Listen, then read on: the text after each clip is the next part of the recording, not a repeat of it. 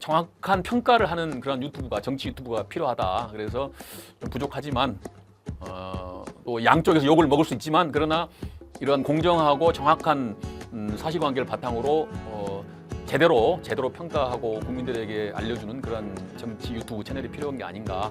그래서 좀 과감하게 용기를 내봤습니다. 그래서 스스로 모두 다가 극자나 구구가 스스로 안으로 무너지고 있는 시대 이런 느낌이에요. 그래서 아마 이렇게 정론을 해보겠다고 하면 욕 바가지로 얻어먹을 것 같은데 한번 해보자. 또 그걸 원하는 사람들도 있지 않겠냐. 그래서 한번 시작을 해봅니다. 사실 객관적인 시선이라고 하는 거는 누구의 편도 아니기 때문에 둘 다의 공격을 받을 수 있는 제 3의 눈이라고도 할 수 있는 생각이라고도 할 수 있는데요. 조금 두려워도 여기 정치 고수분들과 함께 진심을 말해보려고 합니다.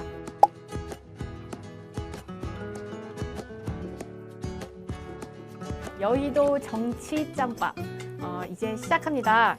저희 짬 있을 때 만드는 정치 정론물이거든요. 그래서 아주 중요하신 분들 두 분을 모셨는데요. 바로 모신 것뿐만이 아니죠. 사실은 이 영상과 유튜브 콘텐츠를 만든 아버지요 수장님들이십니다. 제 오른쪽에 앉아 계시는 분은 문병호 변호사이시자 재선 국회의원이신데요.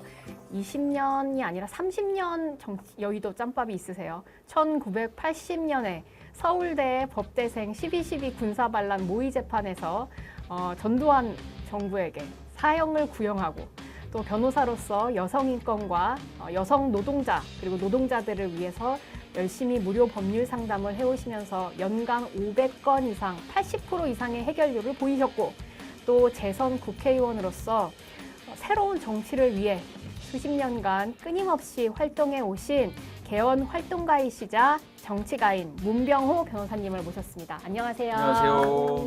너무 소개가 과찬이신 것 같은데. 네, 그 스타워즈 영화 보면 이렇게 쭉 자막 나오잖아요. 그것처럼 자막 좀 올려주시면 좋겠어요. 어떻게 생일을 살았는지.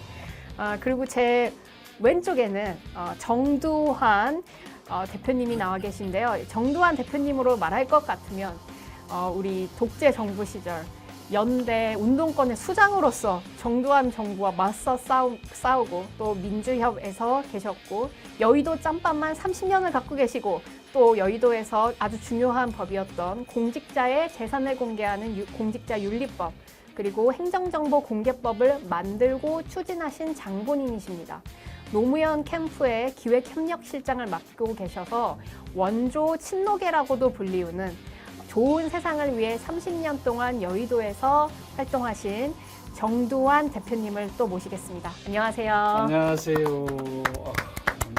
너무 과찬을 많이 해서 짜고 한다 하겠다. 사실 이거는 조금 짜지 않았습니까?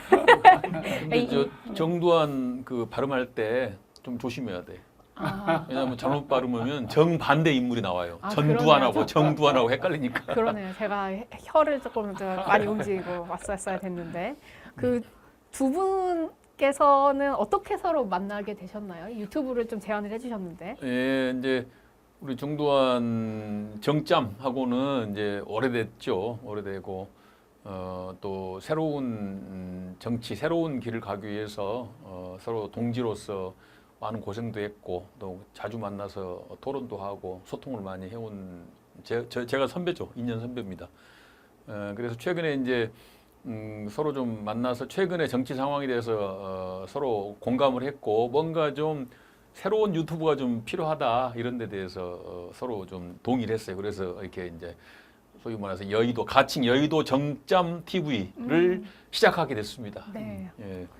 왜 이런 유튜브, 사실 정치 유튜버 많잖아요. 예, 예. 왜 새로운 유튜버가 필요하다고 느끼셨나요? 그래서 요새 정치가 너무 이제 편향됐다. 그리고 너무 극단적인 대립으로 가고 있잖아요. 지금 정치가 그래서는 안 되는데 유튜브도 보면은 거의 진보 성향, 보수 성향이 있는데 너무 편향되어 있어요. 그리고 자기가 보고 싶고 자기 하고 싶은 것만 하는 거죠.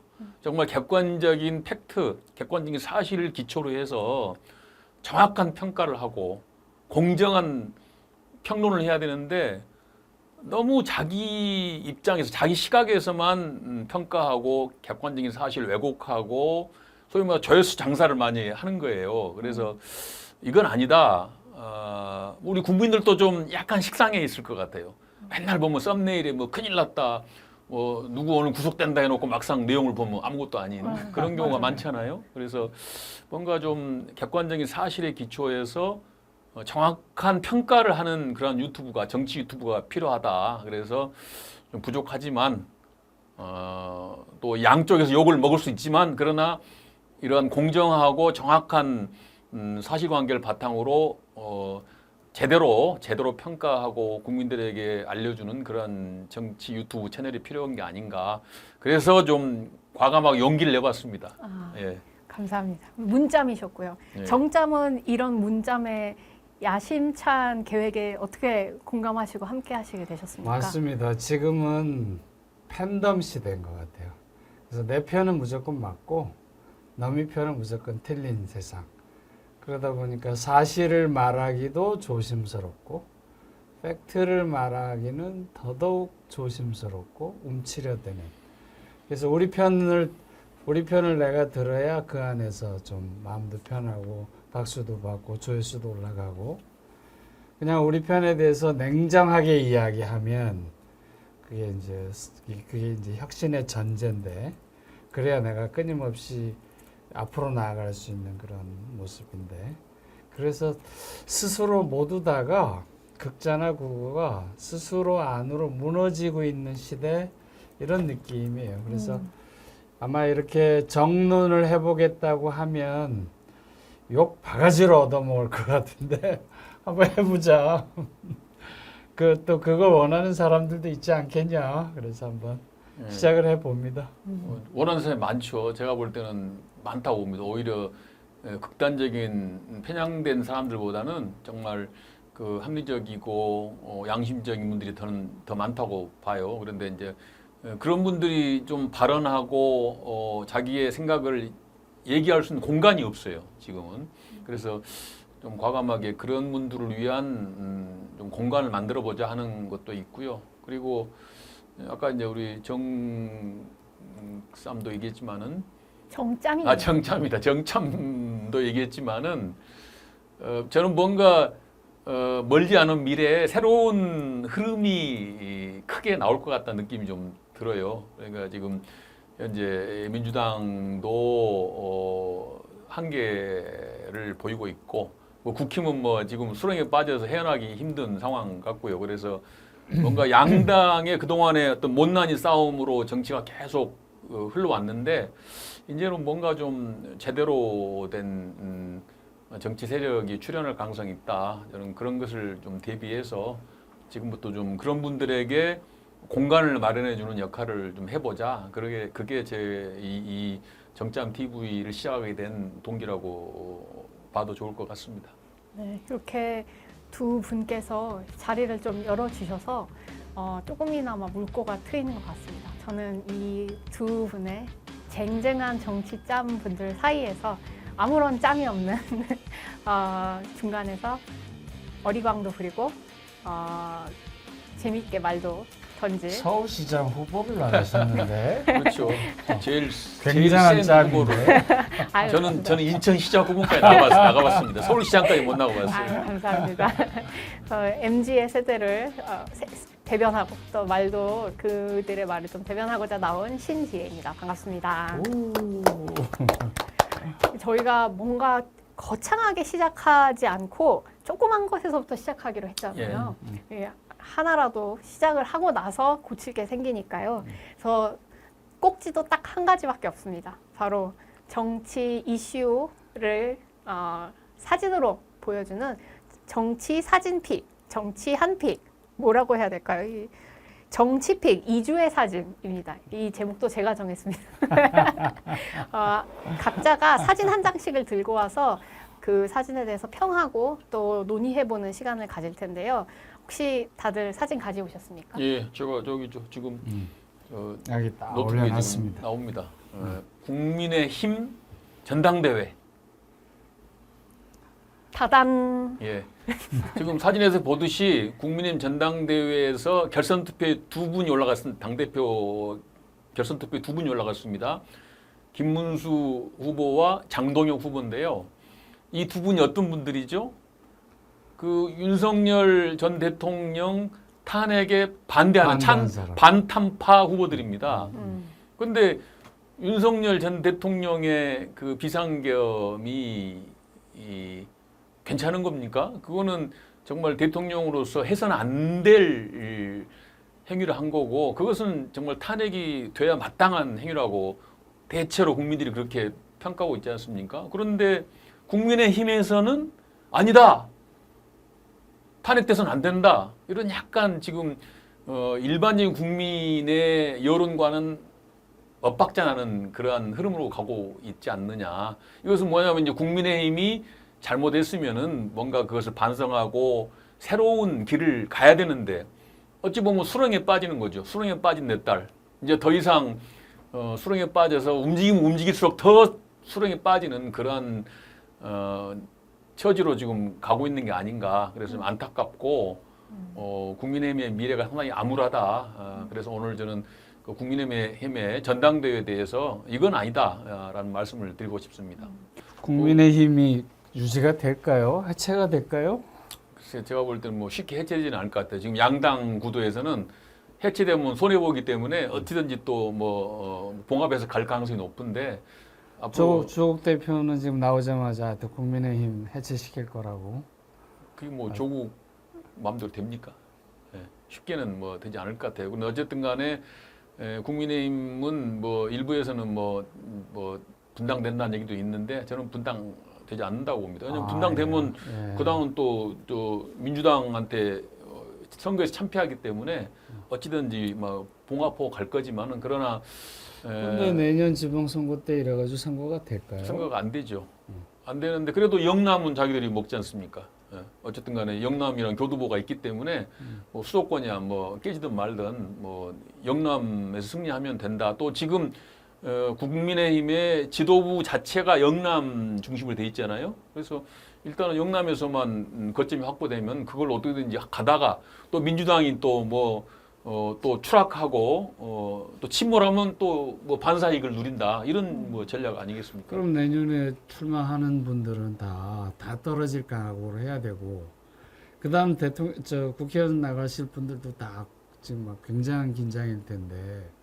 그렇죠. 쉽게 얘기해서 지금 나온 누굽니까 안철수 그룹이나 네. 또 누구죠? 조경태, 그러니까 뭐 한동훈 그룹이죠. 이쪽 그룹 입장에서는 비전이 없는 거 아닙니까? 그렇죠. 그렇지만 하여튼 지금 그 국민의힘의 당원 구조가 소위 말해서 이제 그런 탄핵에 반대하고 좀 극우 분들이 뭐 줄을 이루고 있기 때문에 그분들한테 잘 보여야 대표가 될 수 있는 거 아니겠어요? 그러니까 계속 뭐 탄핵에 반대하고 윤석열 어게인 얘기를 외치는데 국민들하고는 굉장히 멀어진 얘기라고 봐야죠. 그러니까. 네. 국민의힘 이번 선거에서 투표율도 얼마 안 나왔다고 그러더라고요. 당 투표율도 네. 국민의힘으로 정당명 바뀌기 전에 가장 그러니까 바뀌고 나서 가장 최저치라고 하더라고요. 그러니까 국민의 눈뿐만이 아니라 당원들에게도 공감을 크게 못 일으키는 것 같은데 예. 왜 이렇게 자멸의 길을 걷는지 모르겠습니다. 그러니까 그거는 이제 새로운 혁신의 흐름이 나와야 되는데 지금 뭐 이 전당대회 소위 말해서 이 대의원이나 당원들에게 영향을 주는 사람들이 누굽니까? 전한길 씨, 뭐 정광훈 목사, 여기 또 전씨들이 많네요. 전두환도 있지만 그래서 그런 분들이 영향력이 큰데 그분들이 지금 뭐 윤 어게인 뭐 탄핵 반대하고 외치고 있으니까 그분들한테 눈도장을 찍어야 당선이 되거든요. 그러니까 이제 후보들도 혁신의 얘기를 못하고 계속 이제 극우적인 그런 발언을 하고 그런 방향으로 계속 지금 자기가 가겠다라고 해서 해야만이 대표가 되는 거죠. 이게 참 안타까운 현실이고 국민의힘으로서는 참 정말 이게 이런 식으로 가가지고는 이제 수렁에서 헤어나기 힘들다.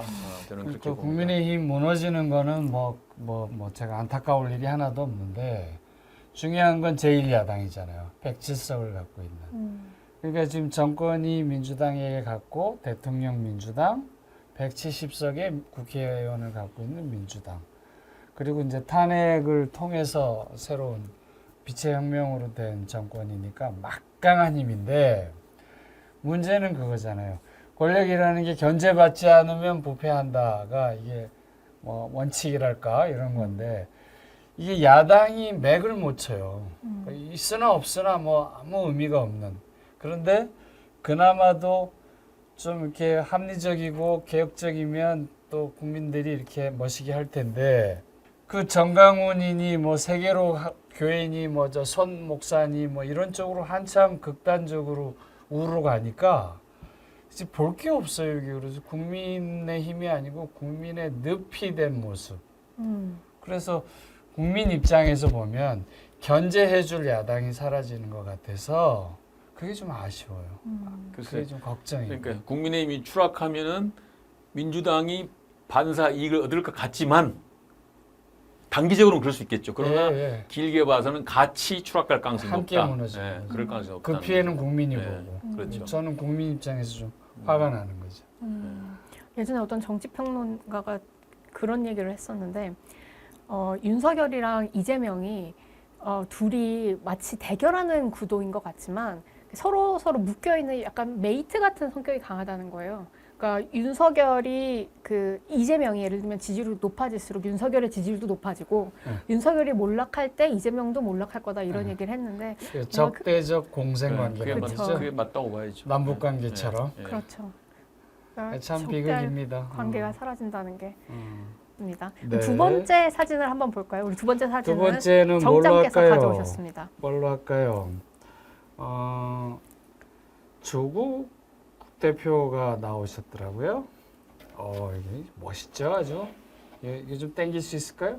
하여튼 조국 대표가 이제 드디어 사면복권이 돼가지고 아주 광폭의 행보를 하고 있습니다. 그리고 지금 결의의 모습.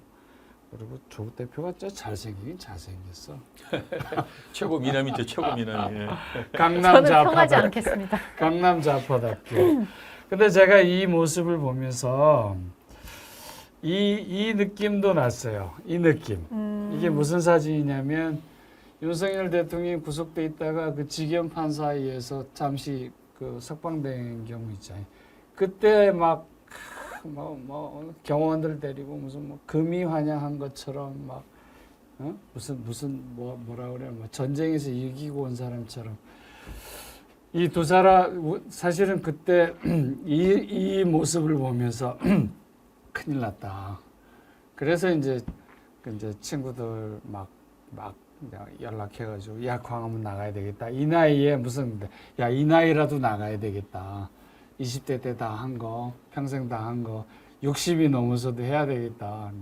그만큼 절박감을 느꼈는데 지금 조국 대표가 사실은 공정과 상식의 문제로 감옥에 갔던 거 아닙니까? 특히 자식의 입시 비리 때문에. 입시 비리 가장 예민한.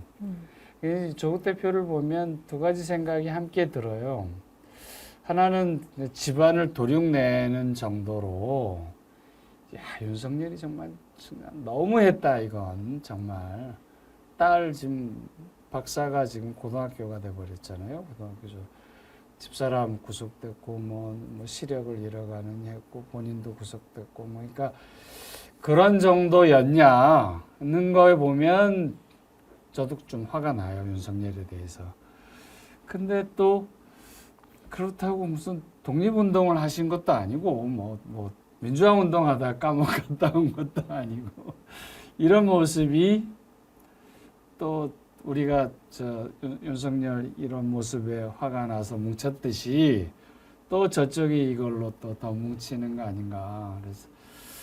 그래 좀 많이 우려스럽고 오죽하면 우상호 정무수석이 가장 손해 많이 본 게 조국 사면복권에서 대통령이다라는 말을 공개적으로 했겠어요.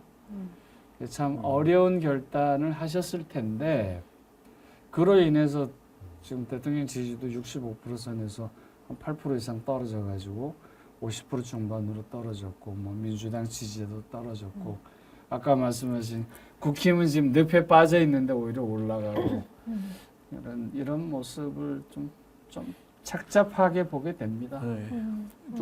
조국 대표 사면은 조금 빨랐던 것 같아요.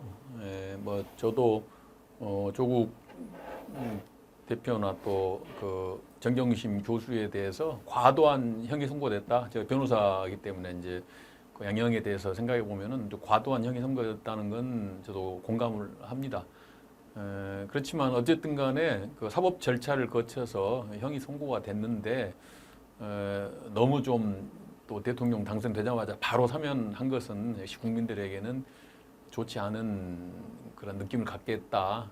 연말쯤 했으면 어땠을까 저는 그런 생각이 들어요. 또 2년 형기 받았죠. 그러니까 반 정도 살았으면은 그래 한 1년 살았으면 많이 그래도 고생했다 이렇게 해서 국민들이 좀 수용할 수가 있는데 또 대통령 또 당선되시자마자 바로 사면을 하고 한 6개월 남짓 살고 그리고 이제 석방이 되니까 6개월인가 8개월인가 그렇죠. 작년 12월인가 들어갔을 거예요. 네, 아마. 12월에 그러니까 7, 8개월 살았는데 조금은 이제 좀 빠른 거 아니냐 그런 생각이 들고 또 조국 대표가 석방이 돼서 조금은 조용한 행보를 해야 되는데 그렇죠. 너무 막 크게 광포 행보를 하니까 지금 뉴스거리가 되고 그 뉴스거리가 별로 그렇게 민주당으로서는 좋은 건 아니죠. 네. 민주당 내에서도 지금 좀 조용히 했으면 네. 조용히 좀 했으면 좋겠다는 뭐 내용이 나오는 것 같아요. 그런데 뭐 조국 대표는 뭐 거의 개의치 않고 자기가 묵묵하게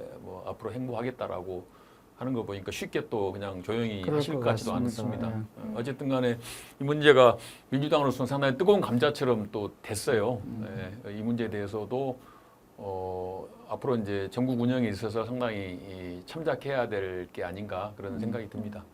저는 인상 깊었던 게 이제 최근에 오늘 발언하신 것 중에 이제 20대, 30대 이야기를 좀 하시더라고요. 그래서 본인에 대해서 이제 비판을 하는 20대, 30대 청년들이 이제 일부 극우화되었고 이제 거기에서 근데 또 극우화된 남성 이야기를 하시면서 이제 이 극우화에 대한 문제, 이 문제가 있는 것이고 이것을 바꿔야 된다 이런 얘기를 하셨는데 저는 극우화된 것과 본인을 비판하는 청년들은 전혀 다른 이유 때문에 그렇죠. 비판을 하고 있다고 그렇죠. 보고 있거든요. 청년들이 공정에 대한 감각이 조금 유달리 남달리 다 많죠. 높아서 네. 그런 네. 걸 수도 있겠지만 저희 윗세대 분들께도 묻고 싶어요. 그럼 윗세대 분들은 그렇게 대학에 들어가셨냐? 아니잖아요. 정말 그 수능 열심히 보셔서 가셨잖아요. 그때 학력고사였나요? 맞아요. 네, 열심히 보셔서 변호사 시험도 자신의 힘으로 공부해서 합격하고 이게 과연 세대의 가치는 공정성의 문제냐? 이거는 공정의 문제가 아니라 제가 보기에는 상식의 문제고 그것을 만약에 이제 제가 조국 후보였다면 아니면 뭐 조국 후보의 어떤 조언자였다면 지금으로 말씀하셨던 것처럼 지금 움직이는 건 너무 섭부르고 조금 더 시간을 두고 움직이자고 제안을 했을 것 같은데 그렇지 못한 건 아무래도 정치적인 압박감이 좀 느껴져서였겠죠. 지금 빨리 활동을 해야 민주당에서도 어떻게 하든 의석을 주던 뭐 본인의 앞으로 지방선거에서 자리가 열릴 수 있을 테니까 뭐 그것에 대한 딜을 할 수 있는 공간을 만들기 위해 최대한 빨리 움직이려고 하는 것 아닌가 이런 생각도 들었습니다. 근데 아무튼 제가 청년으로서 드리고 싶은 말씀은 이건 단순히 극우화된 2030 남성 청년의 시선이 아니다. 이거는 굉장히 상식적인 그렇죠. 청년 전반의 그렇죠. 시각일 것이다라는 공정과 생각이 상식의 이슈죠. 그러니까 좀 그리고 이제 사과하고 아무래도 반성했으면. 저희 세대만 해도 조금 둔감한데 우리 젊은 분들은 입시 또 취업 이런 데 대한 민감도가 높으신 것 같아요. 그렇죠. 우리는 사실 근데 조금은 좀 둔감하거든요. 세대가. 그런데 20, 30대면 아무래도 이제 취업이나 입시 이런 데도 좀 민감하기 때문에 뭐 조국 대표에 대한 비판이 상당히 높지 않나 생각이 되고요. 어쨌든 우리 조국 대표는 앞으로 뭐 큰 꿈을 또 펼칠 수 있고 기회가 있다고 봅니다. 상당히 민주당이나 또 이 진보 쪽에서는 상당히 중요한 인물이죠.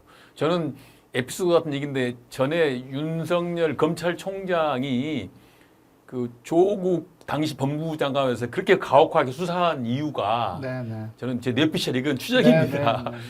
뭔가 그때 아마 사주 팔자에 누군가 그걸 보니까 윤석열 당시 검찰총장이 대통령이 됐는데 가장 걸림돌이 조국 조국이었다고 저는 네, 네. 아마 그랬을 것 같아요. 예. 그래서 아니 그때 그런 이야기 있었습니다. 그래서 대선 후보로 조국을 그래서 아마 키우고 있다 누군가가 이런 얘기가 있었어요. 윤석열 당시 검찰총장에게 조국을 잡아내야 된다. 네, 네. 조국이 만약에 법무부 장관을 무난히 마치면은 소위 말해서 진보 진영이 가장 유력한 대통령 후보가 네. 될 수 있고 네. 그랬을 때 윤석열의 대통령 되는데 가장 큰 걸림돌이 된다.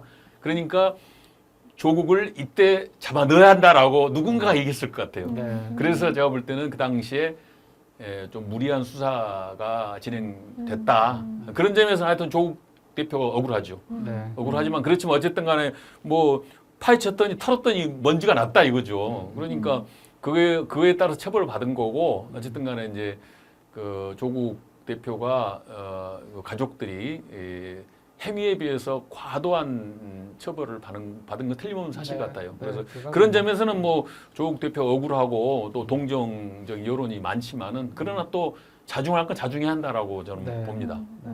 그래서 그 얼마 전에 박지원 대표께서 이렇게 나와서 인터뷰한 거를 이제 들어보니까 조국 대표가 이젠 다시 들어와야 된다. 민주당으로 돌아와서 여기에서 같이 경선을 치르던 뭐 주자로 대선 주자로 발돋움하던 어떻게 해야지 이제 밖에서 뭔가를 하는 것은 이게 결과적으로 심상정 대표 얘기를 그때 꺼내시더라고요. 심상정 대표가 얼마나 좋은 사람이고 훌륭한 사람이냐. 근데 민주당이랑 같이 있을 때는 의석을 받았지만 민주당과 이제 따로 가니까 금세 원외 정당이 됐다. 그 다음에 이제 말을 안 하시지만 이제 조국 너도 안 들어오면 원외 정당으로 그냥 남을 거다. 아무것도 못 얻을 거다. 이런 얘기를 하시더라고요. 그래서 그런 걸 보면 이제 조국 대표가 어떤 행보를 하는지가 이제 민주당한테도 그 뜨거운 감자인 이유가 본인에게 그렇죠. 위협적이기 때문에 저는- 위협을 해서라도 데려오고 싶은 것 같아요. 저는 그 박지원 대표의 그 시각, 그 옛날 대표하셨으니까 그 시각에 전혀 동의하지 않는데요. 지금 조국혁신당이 지금 조국 대표가 나와가지고 호남을 계속 가요. 뭐 지금 이제 문 대통령 만나러 가고 뭐 그랬는데 그래서 다음 내년 선거 지방선거에 호남에서 의석을 얻겠다는 거예요. 그러니까 이제 군수나 뭐 지방의회들을. 근데 그거는 이제 민주당 입장에서 보면 어차피 내 보따리 안에 있는 것들이라. 그러니까 뭐 이리 가나 저리 가나 하여튼 그 안에 있는 거죠.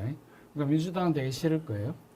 그런데 민주 세력이 보다 정말 남는 장사를 하려면 대한민국 정치가 정말 나아지려면 영남에서 표를 얻어야죠.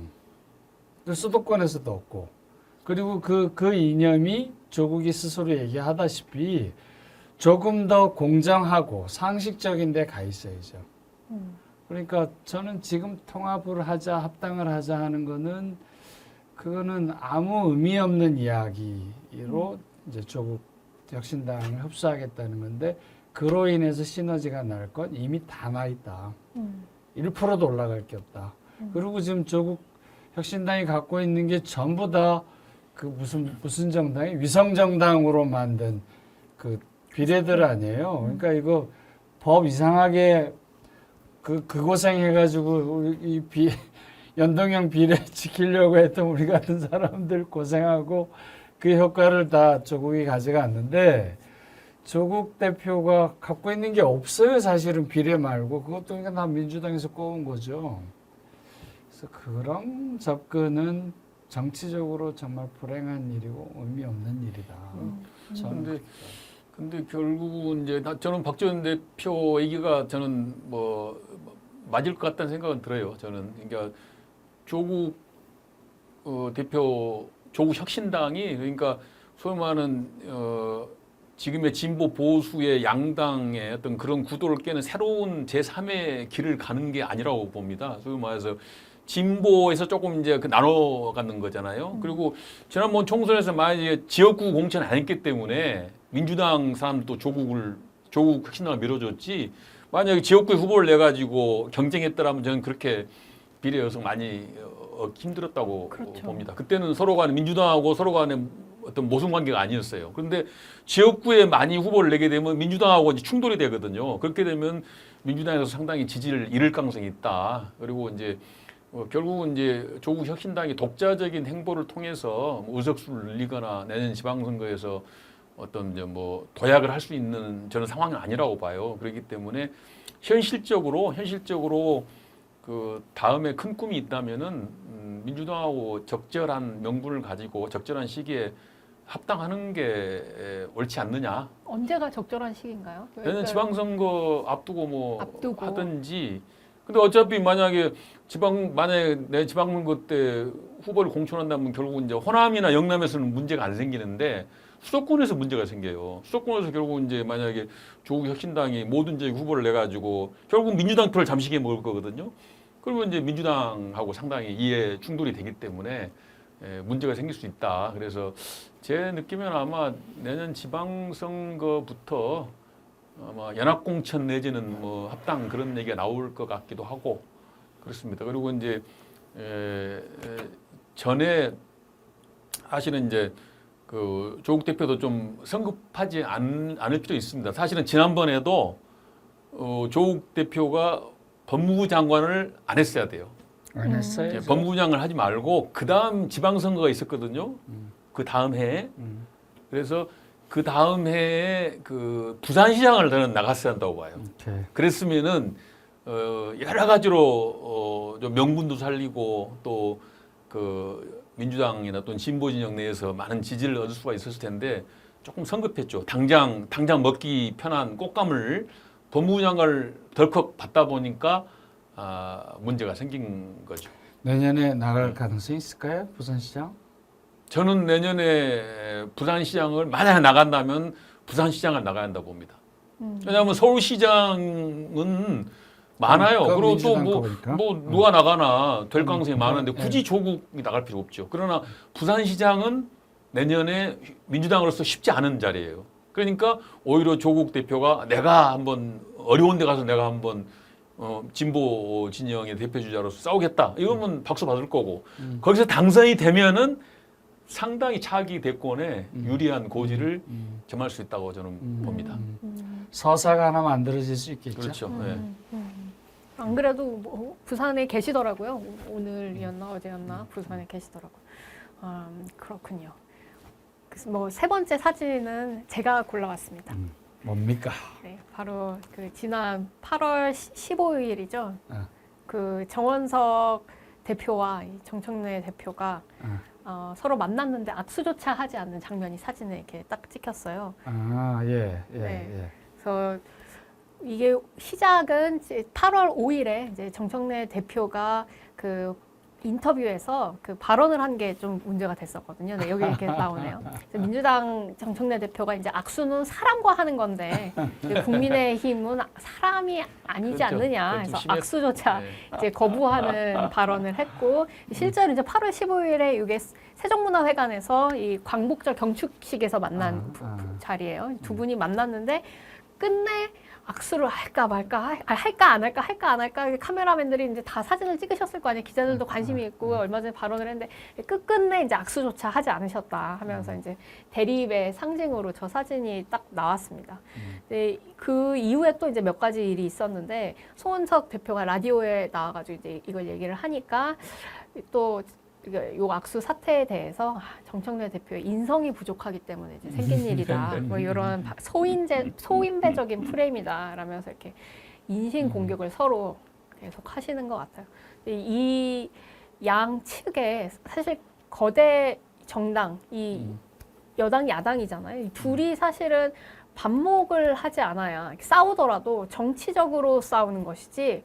옛날 정치는 그랬다 그러더라고요. 물론 전 어린 사람이라 전혀 모르지만 앞에서는 싸워도 뒤에서는 소주 한잔 하면서 서로 형님 아우 하면서 지냈고 뭐 형님 아우 하니까 또 언니 동생 해줘야 될 것 같은데 언니 동생 하면서 지냈고 서로가 어쨌든 인간으로서 관계는 잃지 않았는데 요즘에는 한 엘리베이터에도 안 탄다고 하시더라고요.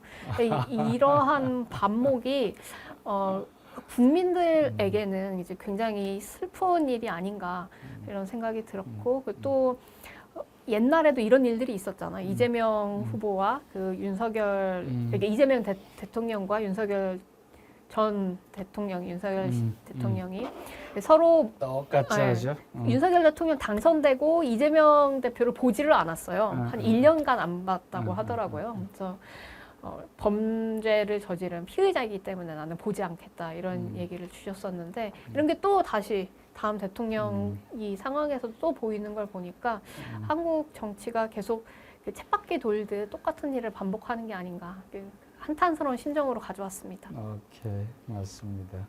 예. 하여튼 지금 양당 정치의 어떤 그 극단적인 대립 이거 정말 큰 문제죠. 그러니까 양당 정치의 극단적인 대립이 왜 문제냐면은 각 당이 자기가 잘할 필요가 없습니다. 상대방을 공격을 해 상대방이 점수를 잃으면은 내가 승리자가 되는 거예요. 그러니까 내가 잘하려는 노력보다는 어떻게 하면 상대방을 비판하고 공격해서 상대방을 실점하게 하느냐. 이게 지금 포인트가 된다는 거죠. 맞습니다. 그러니까 서로 계속 못난이 싸움, 서로가 너 잘못했다, 너 나쁜 놈이다 하는 것만 서로 하고 있는 거예요. 그래서 덜 나쁜 놈이, 덜 나쁜 사람이 승리하는 지금 현재 한국 정치 구도가 지금 그렇게 돼 있죠. 너의 불행이 나의 행복. 그렇죠. 지금 내가 잘해서 뭐가 이 발전이 되고 지지를 받는 게 아니고 상대방을 공격해 상대방이 실점하면 내가 이익을 보는 이런 지금 정치 구도가 돼 있다는 거죠. 이게 가장 큰 문제입니다 지금. 맞습니다. 그래서 끊임없는 극단적인 싸움으로 결국 휘말리게 되고 이런 여야가 서로 얼굴도 안 보는 이런 상황이니까 이르게 됐죠. 요즘에 저도 이제 정치 요즘에 좀 이제 그 일선에서 약간 뒤로 물러서 있는데 요즘에 제가 이제 정치에 좀 다시 복귀하는 것에 대해서도 좀 선뜻 주저하는 것이 지금 정치판에는 소위 말하는 싸움꾼 아니면 아부꾼 이 사람들밖에 설 자리가 없어요.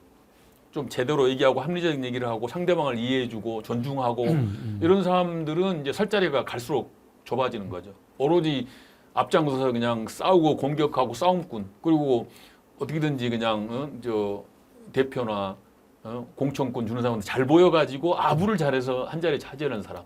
그게 통합군 시대죠 지금. 그래서 지금 정치가 참 어려운 처지에 놓여 있구나. 그래서 이걸 타개하기 위해서는 결국은 이 어떤 것보다도 다당제로 가는 그런 선거구제 개편도 필요하다. 그래서 다당제가 돼야만이 진정한 연합이 되는 거죠.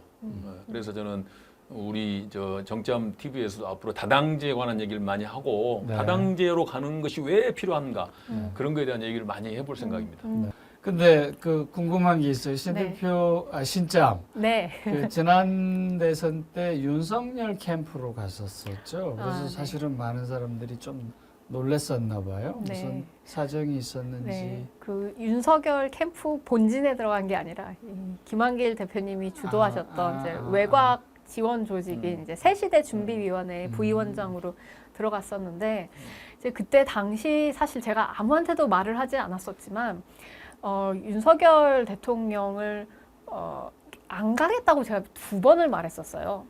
그 제가 어떻게 가겠어요.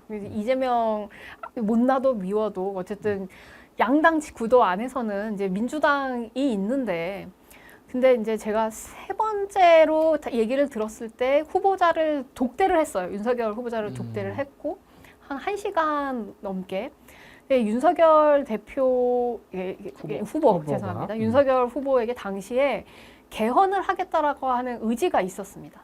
정치 개혁을 하겠다라고 하는 의지가 있었어요. 네. 네. 그리고 본인은 제일 존경하는 대통령이 김대중 노무현이요. 국힘을 깨러 들어간다. 이런 이야기를. 국힘을 깨겠다. 그러니까 본인은 진보다. 진보인 사람이다. 그리고 이제 보수 정당을 혁신시키겠다라는 얘기를 했었어요. 저는 이 정치가 변하기 위해서는 어느 한 정당이 바뀌어야 되는 게 아니라 전체가 바뀌어야 된다고 생각했고, 이제 그 의지가 있다면 이제 돕겠다. 그래서 이 김한길 대표님에 또 계시고 그 한번 지원을 하러 들어갔었죠. 근데 웬걸 이제 대통령이 되니까 이제 브레인워시가 되는 거예요. 딱 이 보수 우파들, 극 우파들한테 딱 둘러싸여서 이제 쌍권을 비롯해서 그때 그래가지고 바로 부위원장으로 돼가지고 내정돼가지고 바로 뭐 또 그만뒀지 않아요? 한 2주 안 그러니까, 돼서 예, 이제 예. 바로 이제 내부 그만뒀죠. 반란, 내부에서 분란이 내부에서 막 거기에 대해서 많은 문제 제기가 있어가지고 네. 아, 그래요? 바로 네. 그만뒀어요. 네, 그때 이제 2주 만에 그만뒀어요? 네. 그러니까 당한 거예요? 그만두게 당한 거예요? 이제 그만둔다고 그럼- 밝혔었죠. 사의를 어, 밝혔었죠. 그렇구나. 네, 그 이유 중에 이제 몇 가지 이유가 있었는데 일단 하나는 이제 제가 너무 이제 그 공격을 받으면서 이제 제가 부각이 되는 문제들도 좀 있었고 이제 후보자가 그걸 경선을 치러내는 과정에서 그다음에 두 번째는 이게 참 후보자 본인이 이제 속 시원하게 어떤 문제를 해결해야겠다라고 밝혀야 되는데 이제 그거를 못 밝히더라고요. 이제 특히 이제 저는 그때 여성 이제 이슈에 대해서 이야기들을 했었고 이제 특히 2030 여성 청년들을 대변했으면 좋겠고 그리고 본인이 검사로서 이제 그런 특히 여성 폭력이 있는 범죄는 용납할 수가 없다 이런 얘기들을 저한테는 했었거든요. 근데 그런 것들을 실제로 후보자가 돼서는 잘 못하는 거예요. 왜냐하면 이제 국민의힘 안에 제 이름이 기억이 안 나는 뭐 배인규 씨, 뭐 얼마 전에 뭐 마약 뭐 흡입하고 뭐 후보자 경선 지원해줬다 뭐 이런 걸로 이제 구속 얘기가 나오는 분이 있는데 뭐 이런 극우 청년들한테 한번 그렇게 이야기를 듣고 나니까 왜 본인이 얼굴을 맞대고 있는 사람이 얘기를 하면 그게 더 진짜처럼 들리잖아요. 실제로 피해를 겪은 대다수의 이야기보다 내 앞에 앉아있는 이 소수의 극단적인 목소리에 후보가 많이 귀를 기울이는 것 같더라고요. 이제 그러면서 이제 근데 일각에서는 또 이준석 대표가 반대를 심하게 했다는 얘기도 있던데 그 얘기도 맞습니까? 네, 맞습니다. 이준석 후보가 이제 반대를 심하게 네. 했었던 것으로 네. 저도 알고 네. 있습니다. 그래서 이제 고문제하고 관련해서 저도 이제 그 새시대 준비위원회인가 사실 김한길 대표도 또 가깝거든요. 네. 민주당에 있을 때 같이 이제 일도 많이 했고 그 김한길 대표가 저에게도 새시대 준비위원회로 와서 같이 일하자는 제의를 받았어요. 그러시구나. 물론 저는 그때 국민의힘 위원장이었으니까 이제 그러길래 좋다. 그 전에 제가 한번 얘기했죠. 그때 윤석열 후보가 저한테 초기에 그 캠프에 와서 일해달라는 걸 제가 거절했다고 말씀드렸거든요. 그래서 이제 김한길 대표가 또 저한테 또 그 캠프에 와서 일 좀 같이 하자고 그래서 좋습니다. 그래서 가서 만나서 얘기했는데 뭐라고 싶냐 그래서 저는 조직 같은 거 하기 싫고 뭔가 뭐 개헌이나 여러 가지 정치 개혁의 이슈를 가지고 정책을 좀 만들어서 그 후보가 그거를 발표하고 그것을 이제 후보가 당선되면 실천하는 이런 걸 해보고 싶다. 그랬더니 이제 김한길 대표께서 좋습니다 해가지고 뭐 미래 그때 무슨 그렇다고 본부를 만들어 놨대요. 뭐 미래 혁신 본부인가 해가지고 그래서 그 본부장을 맡으면 되겠다 그래서 그건 좋다 그랬더니 윤 후보하고 얘기를 했는데 그거 안 하겠다는 거예요. 왜냐하면 그거 만들어 놓으면 또 보수 쪽에서 뭐 김한길 대표하고 윤석열 후보하고 짜고 뭐 정계 개편을 맞아요. 하려고 한다라는 의구심을 표시할 거다. 정계 개편 한다고 그런 했대요. 아니, 사실은 그걸 있었어요. 해야죠. 사실 그걸 하자고 저는 한 건데 그걸 뭐 그래서 윤 후보가 그거 안 하겠다고 그러시더라고 김한길 대표. 그래서 그러면 저도 안 합니다. 나는 조직 같은 건 안 할 거예요. 그런 뭐 정치 개혁의 공약을 만들어서 그걸 후보가 발표하고 그걸 실천하는 그런 걸 하라면 제가 하겠다. 그런데 그거 아니면 저도 안 하겠습니다. 저도 거절해서 저도 참여를 안 했어요. 그래서 네. 뭐 신 대표도 비슷한 취지로 제가 아마 혹시 먼저 가 있었나요? 아니 나는 그 전에 전에. 얘기를 제안을 받았죠. 근데 제가 거절을 했고 우리 이제 신 대표는 그때 이제 부위원장으로인가 뭐 갔다가 뭐 보수 내에서 와글와글 해가지고 결국 사퇴한 걸로 제가 알고 있어요. 네. 그때 그 김한길 간 대표님이 것도 아니네. 2주 동안 해프닝이었네. 그렇죠. 네. 근데 왜 이렇게 알려주세요? 갔다 어쩐다 막 이러고. 근데 원래 간 거는 뉴스가 되는데 그만둔 건 뉴스가 하면 안 맞다. 되잖아요. 어차피 그 당시 유명 인사였으니까. 네. 그때 당시에 김한길 대표님이 이름을 새시대 준비위원회라고 네, 지었잖아요. 네. 그것도 말들이 얼마나 많았는지 새 시대를 여기에서 연다는 건 새 시대를 연다는 게 뭐냐? 그 정계 개편을 한다는 거지. 그 김한길 대표님 별명이 그 정당 파쇄기잖아요. 그래요? 그 본인은 많이 슬퍼하시던데 이 정당을 깨러 들어온 거 아니냐. 저는 참 안타까워요. 이게 권력을 잡으면 왜 사람이 변하는지. 맨 처음에 했었던 그 초심을 잃어버리고 그 본인이 정치를 바꾸겠다, 정치를 깨끗하게 만들고 싶다라고 하는 이 의지를 다 홀라당 까먹는 거예요, 하루아침에. 그렇죠. 처음에는 윤석열 후보도 신상품이어서 괜찮았어요. 신상품이어서 뭔가 좀 아까 말한 대로 뭐 김대중 노무현 존경한다고 그러고 뭔가 새롭게 한다고 그래서 저도 사실 좀 기대했었죠. 그런데 그랬어요? 가만히 제가 행보를 보니까 이게 좀 아닌 것 같더라고요. 그래서 저는 이제 그 국민의힘의 위원장이었지만은 저 윤석열 캠프 참여를 저는 거절을 했죠. 그래요. 나중에 보니까 정말 잘했다. 그때 제가 네. 캠프에 들어가서 뭐 앞장서서 뭐 저희들은 검찰 공화국이 될까봐 걱정을 많이 했거든요. 예, 결국 그렇게 돼버렸는데. 결국 그렇게 됐죠. 예, 예. 그래서 하여튼 안간힘을 썼는데 이제 0.73%로 졌죠. 그러니까 많은 아쉬움이 있죠. 근데 하여튼 그렇구나. 뭐 그렇게 심각한 상황은 아니었네요. 그러니까 이제. 제 근데- 개인으로서는 매우 심각한 상황이었고. 그렇죠. 네. 개인으로 그랬겠죠. 그때 당시에 제가 그 욕 문자를 하루에 몇천 건을 받았었어요. 오, 그래서 핸드폰도 그래. 꺼놓을 수밖에 오. 없었고. 아이고 오래 살겠네.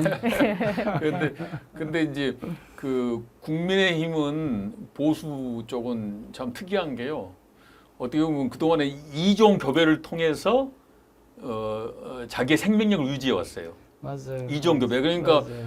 YS가 들어온 게 이종 교배거든요. YS가 맞아요. 당시 이제 맞아요. 3당 합당 통해서 돌아가 대통령이 됐죠.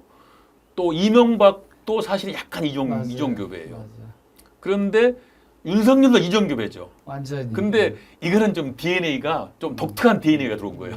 그러니까 이 기존 DNA하고 융합을 해가지고 이렇게 발전이 되는 DNA가 아니고 이게 이 기존의 이 DNA를 잡아먹는 이게 DNA가 들어온단 말이죠. 그래서 결국 이제 지금 국민의힘이 지금 이제 거의 이제 지금 불치병에 걸린 그런 상황이 된 거라고 봐야죠. 그러니까 이제 그 국민의힘은 이종 교배를 통해서 외부에서 뭐 산업을 받아들여 가지고 자기의 생명력을 유지한 반면에 민주당은 또 이게 거꾸로예요.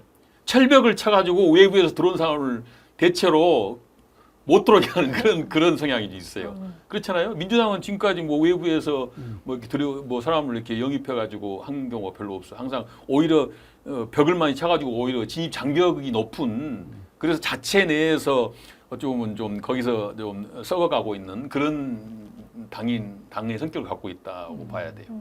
그렇다고 봅니다. 예. 아무튼 제가 그렇게 따지면 이제 국힘도 철벽을 점점 치는 것 같기도 하고요. 네, 저의 이 2022년 좌충우돌 대선에서 드릴 말씀이 그것에 대해서 굉장히 많은데 오늘 시간 분량상 아무래도 다음번에 이야기할 시간이 더 있을 것 같고요. 그때 이제 한번 다 제 이야기를 풀어보도록 하겠습니다. 예. 네, 2022년이니까 제가 한 3년을 묵혀둔 이야기네요. 그러네. 그러면은 저희 오늘의 한 픽을 한번 정해볼까요? 오늘 그 여러 사진들이 나왔는데 그 중에 하나를 뽑아보시자면 어떤 사진이 제일 좋은 것 같으세요? 어떠세요? 그래도 역시 저는 이제 국민의힘 전당대회 이게 제일 그래도 제일 중요한 이슈가 아닌가 생각이 됩니다. 본인이 가져오셔서 그걸 미시는 거 아니에요? 아니, 그런 것도 있지만은 그래도 그게 제일 큰 뉴스죠. 뭐 그래도 제1야당의 대표가 누구냐 이게 대단히 중요한 정치적인 그 의미가 있기 때문에 그게 제일 좀 중요한 의미가 있는 것 같아요. 그럼 저도 문잠의 의견에 따라서 문잠이 찍으신 사진을 한번 밀어보겠습니다. 그럼 3명 중에 2명이 미니까 그냥 하나가 바로 되네요. 이게 다당제의 필요성인가 봐요. 여러 당들이 더 있으면, 여러 패널들이 더 있으면. 네. 그러면 오늘은 여기까지 하도록 하겠습니다. 저희 패널, 여기 나와주신 우리 짬분들께서 각자 오늘 어떠셨는지 우리 시청자분들에게 한마디씩 해주시면 감사하겠습니다. 예, 오늘 재밌는 시간이었던 것 같아요. 그러니까 저도 이제 본격적인 유튜브는 처음 시작하는 건데, 저도 뭐 그동안에 뭐 할 얘기도 많이 있고, 돌아가는 정세에 대해서 나름대로 평가하다고 생각을 갖고 있었는데, 이렇게 또 제 생각을 공개적인 자리에서 밝힐 수 있어서 또 한편 기분도 좋지만 또 한편 걱정도 됩니다. 또 참모도 양쪽으로부터 또 국힘으로부터 비판받고 민주당으로부터 비판받고 양쪽에서 비판받을 수가 있죠. 그러나 지금은 저는 우리 국민들의 생각이나 이 정치적인 성향 분포도가 오히려 저는 양극단을 제외하고 어떤 중도 합리적인 분들이 더 많다고 봅니다. 그러나 이제 그것을 담을 그릇이 없고 그것을 이끌어갈 리더가 없다는 게 지금 가장 큰 문제죠. 그래서 앞으로 이제 그런 그릇을 만들거나 그런 리더를 만드는데 제가 좀 역할을 했으면 좋겠다 그런 생각이 들고, 하여튼 앞으로 이런 여러 가지 정치 쟁점에 대해서 좀 더 객관적이고 공정한 시각에서 우리는 얘기를 하고 방송을 했으면 좋겠습니다. 앞으로 그렇게 되기를 바랍니다. 아까 처음에 30년 짬밥이라고 하셨는데 여의도 정치에 관여한 세월이 그 많은 세월인데 이제 젊은 분들한테 많이 미안하다는 생각을 요새 많이 합니다. 그래서 평생 정치를 했는데 대한민국 정치 이대로 참 좋은 세상 만들어 주지 못하고 뭐 그런 느낌 때문에, 그래서 저는 정치개혁이 가장 중요하다고 보고, 정치개혁의 핵심은 저는 무엇보다 선거법 바꾸는 거라고 생각해요. 자세한 내용은 나중에 얘기할 기회가 있겠죠. 그 다음에 개헌입니다. 저는 선거법 개정과 헌법 개정이 이루어지는 그때까지 왜 그래야 하는지, 왜 그렇게 그게 중요한 일인지, 지금 이 극단의 정치에 와 있는 현재의 모습에서 한국 정치가 좋아지려면 왜 그래야 되는지 이런 이야기들을 좀 드리고 싶고, 또 그런 세상이 만들어지도록 노력하고 싶습니다. 그래서 이 시도가 그런 결실을 맺는 첫걸음이 되기를 기대해 봅니다. 여의도 정치짬밥 0년도 없는 사람으로서, 아가짬밥으로서 우리 두 고수님들, 짬 있으신 분들의 말씀을 들을 수 있어서 너무 기쁘고 행복하고요. 아까 저희 방송 시작 전에 이런 얘기했어요. 참 진심이나 진실을 말하기가 두려운 시대가 아닌가. 사실 객관적인 시선이라고 하는 거는 누구의 편도 아니기 때문에 둘 다의 공격을 받을 수 있는 참 제3의 눈이라고도 할 수 있는, 생각이라고도 할 수 있는데요. 조금 두려워도 여기 정치 고수분들과 함께 진심을 말해보려고 합니다. 앞으로 짬 있을 때마다 정치짬밥 봐주시길 바랍니다. 감사합니다. 예, 감사합니다. 고맙습니다. 인사법도 잘했어요.